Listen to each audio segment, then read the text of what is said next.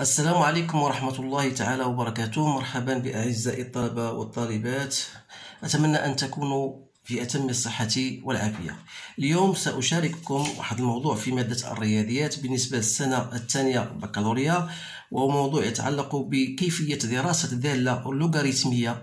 بطبيعة الحال هذا الدرس وهذا التمرين هو موجه بالخصوص للثانية بكالوريا بيوف، ولكن هذا لا يمنع أن التلاميذ أو الطلبة المستوى الثانية بكالوريا عادي ممكن كذلك يستفادوا من هذه المجموعة من الأسئلة المخصصة في هذا التمرين. إذا حتى لا أطيل عليكم أبدأ على بركة الله.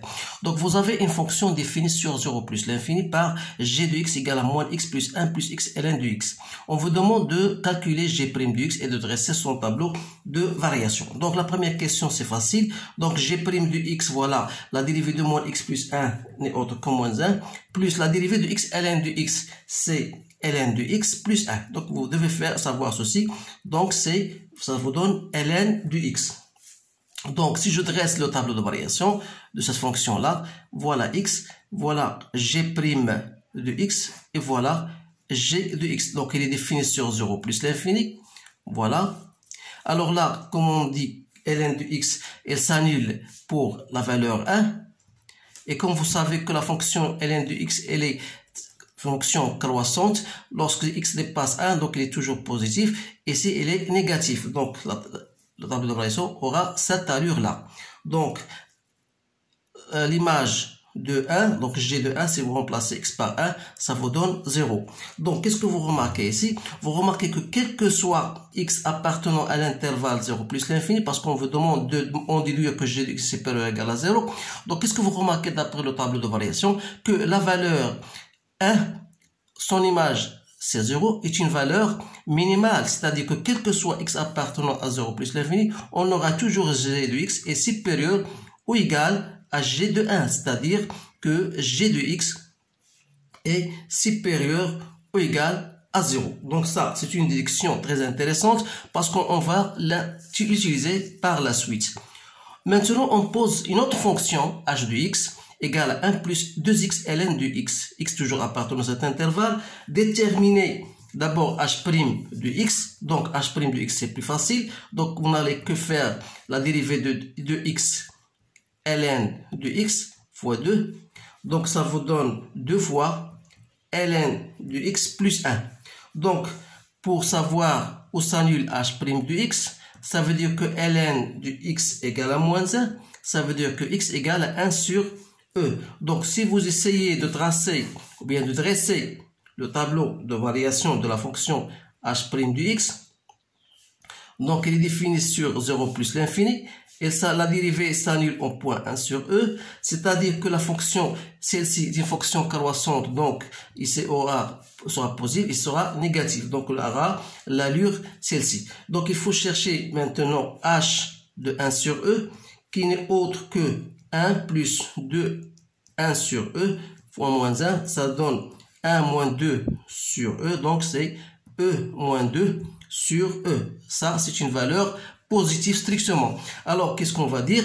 Alors, on va dire que quel que soit, de la même question que de précédente, on va dire que quel que soit x appartenant à 0 plus l'infini, on aura toujours h de x est supérieur strictement à h de 1 sur E, et alors là, on va dire que h de x, comme h de 1 sur E est strictement positif, alors là, on dit que, bien sûr que h de x est strictement supérieur à 0.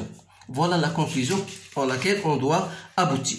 Maintenant, on va passer à la deuxième partie. La deuxième, donc ce problème-là, il est constitué de 3 parties. La première, la deuxième et la troisième, elles sont bien sûr liées. Donc, la deuxième partie, on vous dit, voilà, ça va la fonction f définie sur 0 plus l'infini. Vous avez f de x égale x ln de x moins 1 plus 2 racines de x avec x différent de 0. Et dans le cas où x égale à 0, f de 0 égale à 0. Donc, il faut bien remarquer parfois, on vous demande, ou bien on vous dit que la fonction est définie sur 0 plus l'infini. Mais si jamais on vous demande la question suivante, déterminer le domaine de définition de cette fonction-là. Alors là, il y a des étudiants qui vont dire que le domaine de définition c'est x appartenant à 0 plus l'infini strictement ouvert. Alors là, il faut bien noter que on vous donne la valeur de f de 0. C'est pour cette raison que le domaine de définition est bien 0 plus l'infini fermé. Donc, la première question montre que f est continu. Dire qu'une fonction est continue, il faut chercher la limite à droite et à gauche de la valeur qu'on vous donne. Mais puisqu'on est intéressé à droite, donc la limite de f de x au point 0, donc c'est la limite de x ln de x moins 1 plus 2 racine de x. Lorsque tend vers 0 plus l'infini, je peux la mettre sous la forme suivante. Je peux faire c'est x ln de x moins x plus 2 racines de x. La limite de ça, c'est 0. La limite de ça, c'est 0. Et ça, vous le connaissez dans le cours, que x ln de x égale à 0. Donc qu'est-ce qu'on remarque? Que la limite de f de x lorsqu'il tend vers 0 n'est autre que f de 0. Donc, la fonction est bien continue. Donc, il est bien continu à droite de 0. Donc, passons à l'autre question. Montrez que la limite de f de x sur x lorsqu'x tend vers plus l'infini est égal à plus l'infini, puis interpréter le résultat géométriquement. Alors là, donc la limite de f de x sur x lorsqu'x tend vers 0 plus, c'est quoi? C'est la limite lorsqu'x tend vers 0 plus de ln de x moins 1 plus 2 sur racine de x. Alors là, pour faciliter la tâche, on peut poser racine de x égale à t. Alors, lorsque x tend vers 0 plus, t tend vers 0. Alors, dans ce cas-là, celle-ci sera égale à quoi? C'est la limite, lorsque t tend vers 0, de ln x, ça devient t au carré, moins 1, plus 2 sur t. Donc, c'est la limite, lorsque t tend vers 0, de ln de t moins 1 plus 2 sur t. Ou bien, si j'effectue au même dénominateur, ça revient à dire que c'est la limite de lorsque t tend vers 0, 0 plus, bien sûr, de t, ln de t, moins t, plus 2, le tout sur t.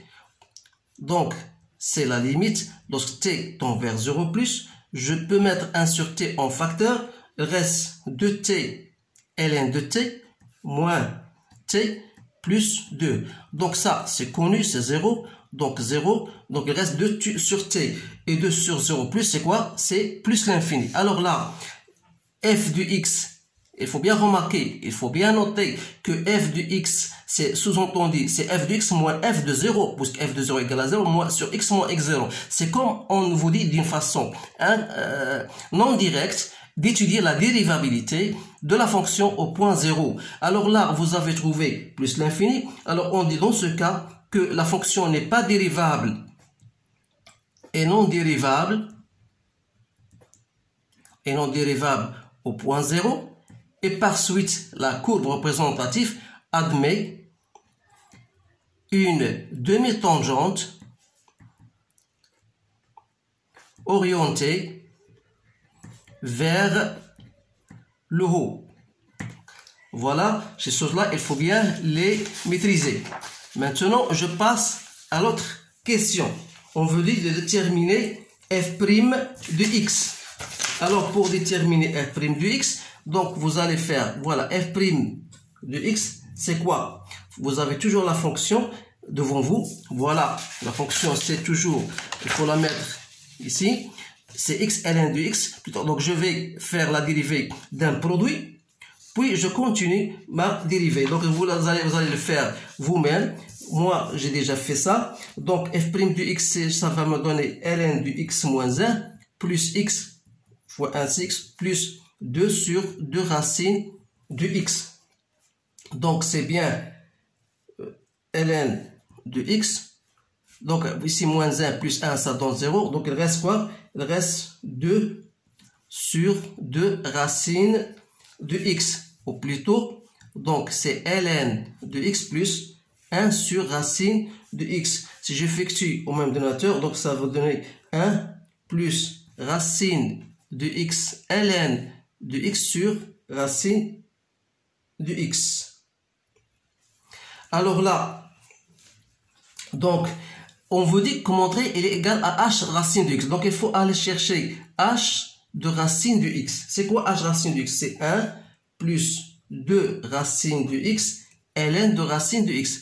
Vous avez bien la fonction h de x. La fonction h de x, on s'est déjà noté, égale à 1 plus 2x ln de x. Donc, vous allez remplacer x par racine de x et vous allez aboutir à ce résultat. Donc, on a bien, ça c'est quoi? Donc, c'est h de racine de x, c'est 2 fois, c'est 1 plus 2 racine de x ln de x. Que je peux l'écrire comme étant 1 plus 2 racines de x ln de x sur 2. Pourquoi? Parce que ln de racine de x n'est autre que ln de x plus 1 demi. Puisque x est positif, donc c'est 1 demi ln de x. Voilà, j'ai bien fait ceci. Donc pour simplifier les deux, donc il reste 1 plus racine de x ln de x. Donc, vous bien remarquez bien, donc f' de x, c'est h de racine de x, voilà, que je divise par racine de x. C'est bien ça. Maintenant, on déduire que f est croissante, puis dresser son tableau de variation.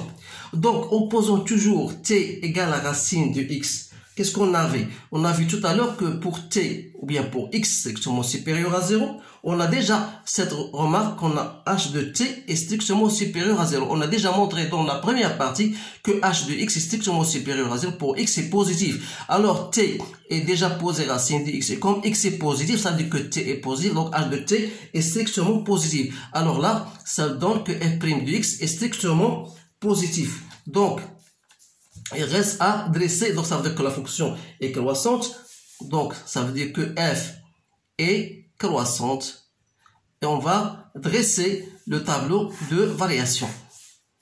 Voilà x, voilà f' de x, voilà f de x. La fonction n'est pas dérivable au point 0, donc comme elle est croissante, voilà, l'image de 0 c'est 0, et f, l'image de plus l'infini c'est plus l'infini. Voilà le tableau de variation de la fonction.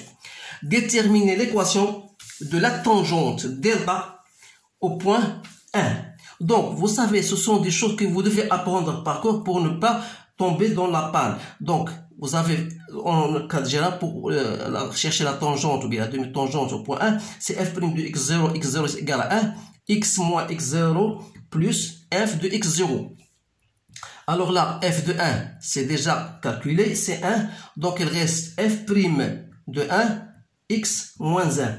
Alors là, il faut chercher f' de 1 qui est égale, d'après cette remarque, c'est h de 1 sur 1. Donc c'est h de 1. Et h de 1, c'est quoi? C'est 1. Donc l'équation de la tangente, ça devient x moins 1 plus 1, c'est-à-dire que y égale à x. Donc c'est ça, c'est l'équation de la tangente au point 1. Montrer que quel que soit x appartenant à 0 plus l'infini, f de x moins x égale à ça. Donc là, c'est pour positionner le delta par rapport à c de f. Alors là, f de x moins x, c'est quoi? C'est x ln de x moins x plus 2 racines de x moins x. C'est-à-dire c'est x ln de x moins 2x plus 2 fois racine de x.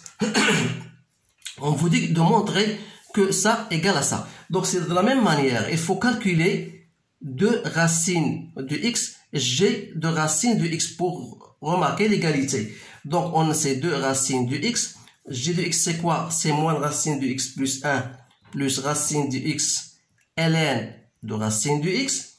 Donc c'est moins 2x plus 2 fois racine de x plus 2x ln de racine de x.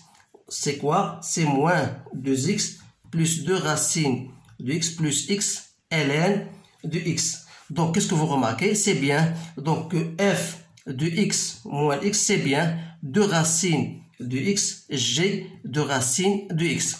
Alors là, pourquoi on vous donne ça? Pour faciliter la tâche. Pourquoi? Parce que pour x strictement supérieur à 0, qu'est-ce qu'on a? On a racine de x est strictement supérieur à 0. Ce qui implique que g de x, parce qu'on a montré dans la première partie que g de x est supérieur strictement à 0 pour x strictement supérieur à 0. Donc celle-ci sera supérieure ou égale à 0. Il ne faut pas oublier que g de racine de x égale à 0, ça veut dire que racine de x égale à 1. Ça veut dire que x égale à 1. Alors là, f de x moins x est strictement supérieur à 0. Pourquoi? Parce que g de x est supérieur à 0, ça est supérieur à 0, donc on dit que f de x moins x est supérieur à 0. Ça veut dire que c de f sera toujours positionné au-dessus de delta. Ça, c'est la remarque qu'il faut mentionner dans cette question. Cinquièmement, on vous dit, voilà, montrer que f admet une fonction réciproque f-1 définie sur un intervalle j qu'on déterminera. Alors là, il faut remplir deux conditions. La première, c'est que f est continu.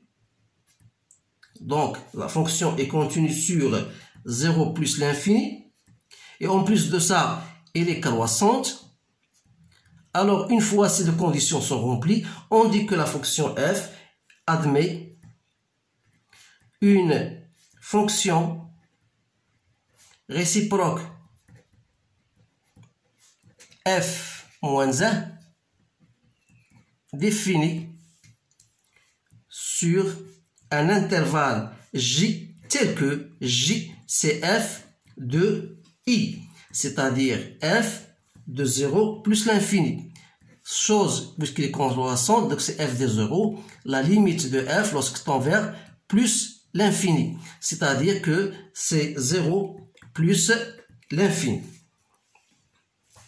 Donc, on a bien montré cette question. Donc, maintenant, on va passer à la troisième partie. Ou plutôt, on n'a pas encore terminé. Voilà. C'est bien ça. Oui. Donc, la cinquième question, on vous dit, voilà, montrer que f admet une fonction réciproque. Donc, on va passer à la question B.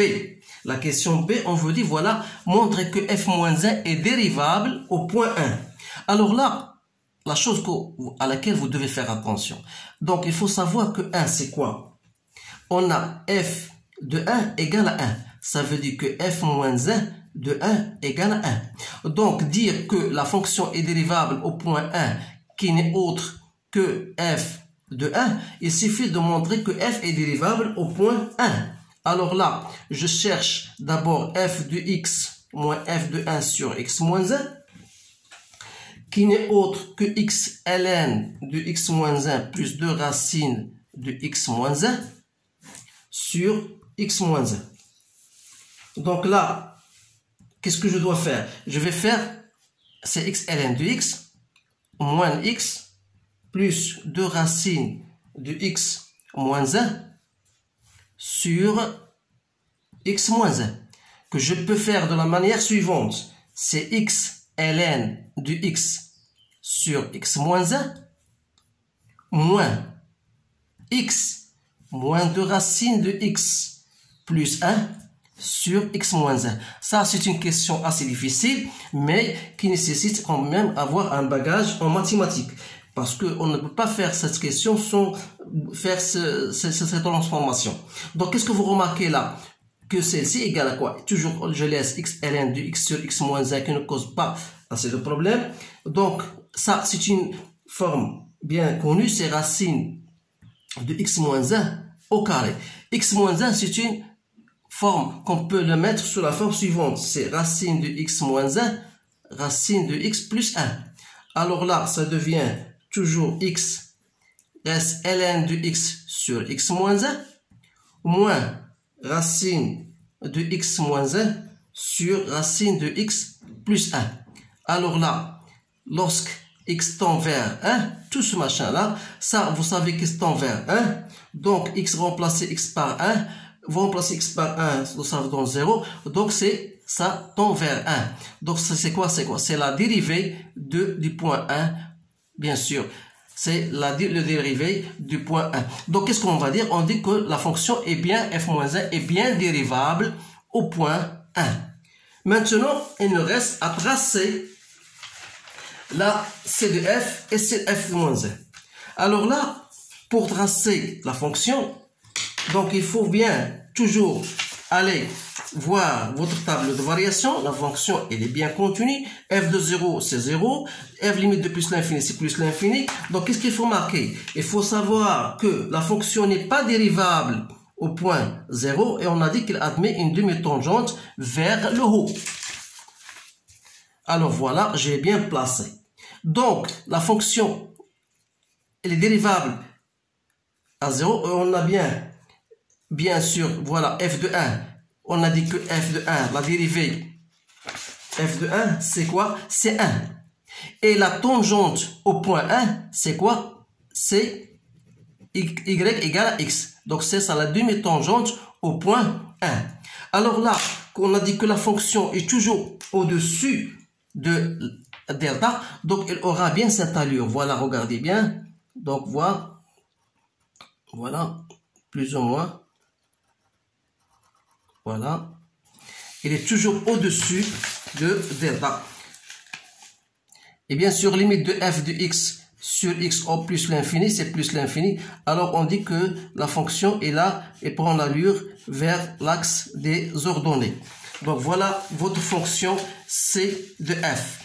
Donc voilà c de f. Il aura bien sûr cette allure-là. Parce qu'il est toujours au-dessus de delta. Donc maintenant, je passe à la troisième partie. La troisième partie, vous avez une suite UN numérique définie par UN égale. Donc, qu'est-ce qu'on vous dit? Voilà, on dit que U0 égale à 1 demi. UN plus 1 égale à FUN, donc c'est une suite qui est liée à une fonction f. Alors la première question montre que UN est compris entre 0 et 1, donc vous avez n appartenant à 1, il suffit de prendre n égale à 0, vous avez U0 égale à 1 demi, et 1 demi est bien compris entre 0 et 1, ça veut dire que la proposition est bien remplie. Donc qu'est-ce qu'il suffit? Il suffit de montrer que UN plus 1 est bien aussi compris, elle aussi est compris entre 0 et 1. Alors là, vous savez que d'après la courbe représentative entre 0 et 1, la fonction comment elle est? Elle est croissante. Donc si je pose UN comme étant égal à x, donc UN c'est comme étant égal à x et UN est compris entre 0 et 1, je vois que la fonction est croissante. Alors là, je peux dire que f de UN restera toujours compris entre f de 0 et f de 1. Alors là, f de UN, c'est quoi? C'est UN plus 1, reste entre f de 0, c'est 0, et f de 1, c'est 1. Donc, on a bien montré que UN plus 1 est compris entre 0 et 1. La deuxième question montrait que la fonction est croissante. Il suffit de chercher UN plus 1 moins UN, qui n'est autre que f de UN moins UN. Comme UN est strictement positif, qu'est-ce qu'on a montré tout à l'heure? La question qu'on a déjà fait, f de x moins x, on a dit qu'il est toujours supérieur à 0. D'après la question, ou bien d'après même la courbe, on a montré que la fonction est toujours au-dessus de delta. C'est-à-dire f de x moins x est toujours strictement supérieur à 0. Donc si je pose x, on a posé x égale à un, ça veut dire que f un moins un est strictement supérieur à 0. F un c'est quoi? C'est un plus 1 est supérieur à un, ce qui montre bien que un est croissante. Et la dernière question, donc vous avez UN est croissante et majorée par la valeur 1. Donc on dit que elle est convergente. Donc UN est convergente. Et sa limite, bien sûr, et sa limite, ça sera la valeur 1. Donc voilà la fin de ce problème-là. Je vois que c'est un problème qui mérite plus d'attention, même si je pars assez vite. Il faut bien sûr, vous avez tout le temps avec vous. Vous pouvez faire stopper la vidéo et faire votre exercice une ou deux fois jusqu'à ce que vous puissiez, jusqu'à ce que vous compreniez cet ensemble de questions. إذا أتمنى لكم التوفيق إن شاء الله، ولا تنسونا من المشاركة وتفعيل الجرس. إلى أمل اللقاء بكم إن شاء الله في حصة قادمة. سأستودعكم الله، والسلام عليكم ورحمة الله تعالى وبركاته.